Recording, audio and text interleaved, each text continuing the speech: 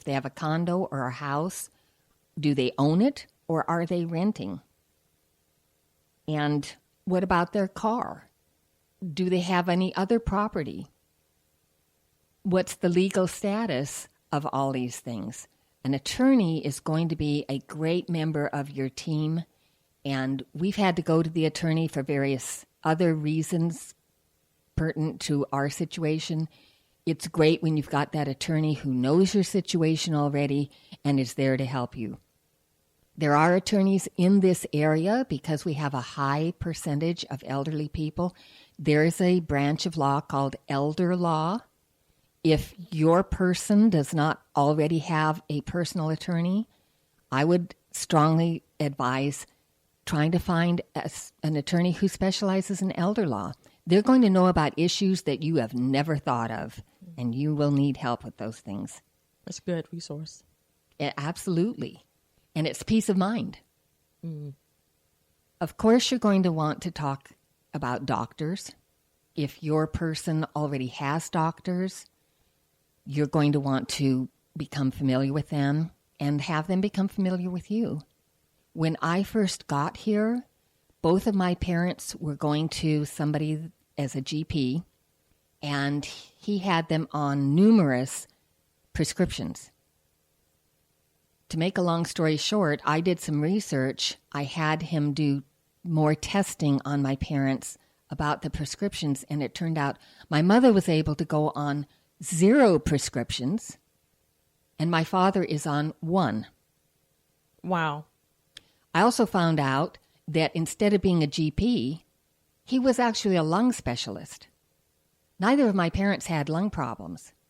I don't know, and they couldn't explain to me why they were going to this particular doctor, but he was the wrong doctor for them. I've gotten them to a different doctor.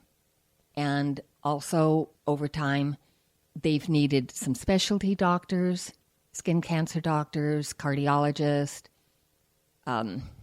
specialists like that. And those are going to be your medical team. And you need to have that team for the particular needs of your family members. Mm-hmm. Also, you're going to be surprised that you may need to do some research on what does your family member own in terms of property. I just got a real shock recently because I knew that my dad owned his condo outright. I went to the tax collector's office to change my driver's license and just on an impulse said, "How are the taxes on my dad's condo?" The lady looked it up and she said, "Great, your dad's condo taxes are fine. But he's behind in his taxes for the other 2 pieces of property that he owns." I said, "What other 2 pieces of property?" She said, "Well, he owns 2 other pieces of property and he's behind in his taxes and you might want to look into that." She said, "Why don't you go down to the tax assessor's office and talk to them?" I got down there. The lady talked to me. She printed out some information for me. I went home and said to my dad, "Do you own 2 other pieces of property?" And he says, "Oh, yeah." He's like, "I'm sure I do." Yeah. Why don't you don't know that? I had no idea. Mm-hmm. So that's a very good thing to check into, and it's not something that you might think of. Now, Robin, you mentioned about the attorney having a good team. First thing as attorney, and I think that is really, really awesome for you to think about that first, because normally as a caregivers, we don't think that's the first thing to do. But what service have you used or are you using to care for your dad when you're not home? Who are you using? Oh, I do have some people who assist, and I have we have Health First Insurance, and they have private duty caregivers. We found a wonderful lady who comes in for 4 hours every day. She cooks him a hot, nourishing meal every day, and she will do light housekeeping. And actually, we kind of laugh about it because I'm very into housekeeping, so I'd be doing things myself. But she says she's there for 4 hours, and so she wants me to leave things for her to do. So she changes his bed. She changes out the linens in his bathroom. She washes clothes, and she does some light housekeeping. And because she's there for 4 hours, that's when I am free to go out and run errands, go to the grocery store, meet friends for breakfast or lunch, go to the library, just do some things for me. And we also have a wonderful thing that I found out about, which is in-home hospice care.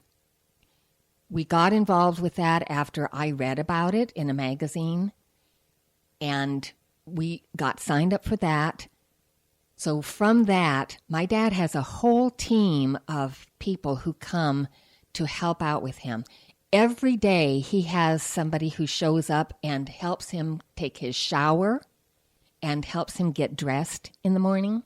That is invaluable. We also have a nurse who comes once a week and checks him and sees that he is doing all right physically. There's a chaplain who comes and talks to him. And we have a doctor who, believe it or not, makes house calls. You know how rare so that is. You have the A team, Really not do. just a team. Yes.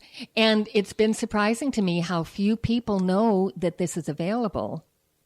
Now, is this a private service that you went out and you hired them? Is this through a company or? Well, there are two different companies in this area who are the major providers of this service that I am aware of. One is called St. Francis, and that's through the Catholic charity. But the people we went through are called VITAS, and that is V as in Victor, ITAS. They are the nation's largest hospice provider. And people thought, and actually it started out that hospice was at end-of-life care, and people would go into a hospice and be cared for there prior to death. But hospice has really evolved, and now they have what's called in-home hospice. They come to your home. They come with everything that the client needs. So, for example, when my mom was dying, they brought in a hospital bed. We had nurses around the clock, 24/7, taking care of her, providing her with pain meds so that she never suffered, seeing that she stayed hydrated. It was fantastic, and I cannot recommend them highly enough. They are such a help. So how did you deal with all of everything going on too? I know your mom had passed away and you still had the responsibility of looking after your dad. How do you continue to keep going on even now, every day? It's hard. It really is. It's a struggle every day. I'm not going to lie. And you get to the point sometimes where you feel so overwhelmed, you wonder if you can go on. But you have to, because there's nobody else to do it. So it's one of those things that you keep struggling. And I will say it has been helpful to have friends. If you're inclined to this, the church is always a source of strength. And it helps to talk to other people. I will say the biggest surprise that I have discovered is that how many times I have just casually mentioned that I'm doing caregiving, and so many people will respond by saying, I know exactly what you're going through because I was a caregiver or I am a caregiver. Mm-hmm. I'd say about 80% of the people that I meet have some kind of caregiving experience. It's amazing. Well, it's also good as a caregiver to have a support system. Yes, absolutely. It's vital to be able to have someone that you can talk about your struggles to. You can talk about the issues you're dealing with and share resources together. And have you seen the benefit in having a support system? Oh, absolutely. And that's what I was talking about. I do run across people who are trying to deal with this on their own. You don't need to, and please don't do that, because you will really run yourself into the ground. It is very tiring, it's draining, it's stressful, and you need to have help. And there's help available. I did want to mention specifically one of the agencies in this area that is called Aging Matters in Brevard. They are a clearinghouse agency. They don't provide services themselves, but they work with about 40 different agencies. If you call them up, and they're in the phone book, and you say, here's the problem that I'm struggling with, they can hook you up with help. They're great. So have you used them as well in the... Yes, because I've had different problems, and sometimes it's a problem that's very short term. For example, I know that there are times that people may have car problems, but they have someone they're caregiving for who needs to get to that doctor's appointment. You can call Aging Matters in Brevard. They will put you through to, there's a car service where if you need a ride to something like a doctor's appointment, they'll get you there and home. How great is that? That is amazing. I mean, it's really good that you're bringing all of this up, because as caregivers, one, most of the time don't have time to really research. But I know you're saying to take the time, but then sometimes when you're so caught up in caring for the person, you don't have time. But it's good to know that we have resources. Yes. That is available. Yes.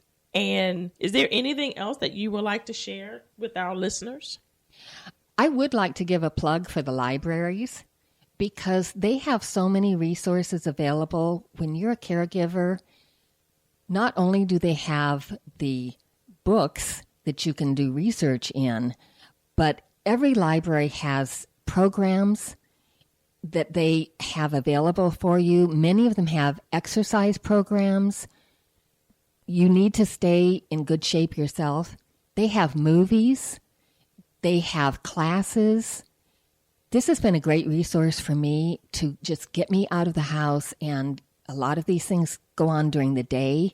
So when I have other people at the house covering for me, I can get out and go do something, and it just takes your mind off everything, and that's what you need to do. And they also, of course, have DVDs, CDs, books, magazines, all those things that you can check out, take home, so that even though you may feel that you're stuck at home, you still have some entertainment and some mental and emotional relief. So they're great.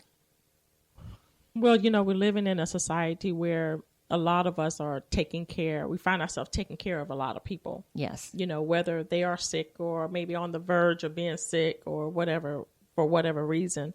And it is good to be able to know that you're not alone. And I believe that's what you're basically telling us. Yes. That you're not alone. Exactly. And that you help. And most of the time it's asking.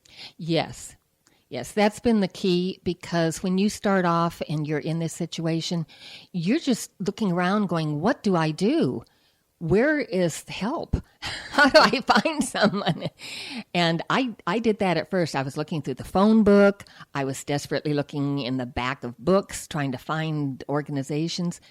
But as I started asking for help and talking to people, I found out, yes, there is help available. You're going to have to make a little effort to contact these people. But once you do, the help is absolutely there. And there are so many people and so many organizations out there. So I just hope that people realize, don't struggle by yourself. Don't think that you're alone. Don't think that you have to do it all on your own.